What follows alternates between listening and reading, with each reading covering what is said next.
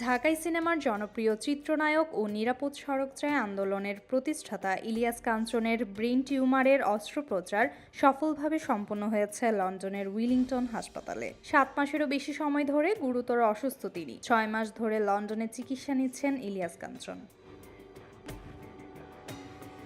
5 October অধ্যাপক ডিমিট্রিয়াসের নেতৃত্বে এই অপারেশনটি হয় রোবোটিক সার্জারি পদ্ধতিতে, যেখানে একসাথে 3টি রোবট ব্যবহার করা হয়। আধুনিক এই চিকিৎসা পদ্ধতিতে মানব চিকিৎসকের পাশাপাশি রোবট অত্যন্ত নিখুঁতভাবে কাজ করে, ফলে মানবিক ভুলের ঝুঁকি অনেক কম থাকে এবং রোগীর শরীরে ক্ষত দ্রুত সারতে সাহায্য করে। বিশেষজ্ঞদের মতে এটি বিশ্বের অন্যতম ব্যয়বহুল ও আধুনিক সার্জারি পদ্ধতি, যা মূলত জটিল ও সূক্ষ্ম চিকিৎসায় ব্যবহৃত হয়।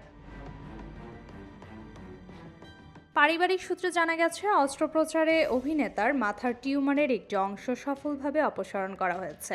অবশিষ্ট অংশ রেডিয়েশন ও কেমোথেরাপির মাধ্যমে নিষ্ক্রিয় করার প্রক্রিয়া চলছে। চিকিৎসকরা জানিয়েছেন, অপারেশনের পর ইলিয়াস কাঞ্চন ধীরে ধীরে সুস্থ হয়ে উঠছে এবং এখন পর্যবেক্ষণে রয়েছেন। তাকে আরও 6 মাস লন্ডনের চিকিৎসকের তত্ত্বাবধানে রাখতে হবে। চলচ্চিত্র অঙ্গন ও তার অসংখ্য ভক্তরা ইলিয়াস কাঞ্চনের দ্রুত আরোগ্য কামনা করছেন।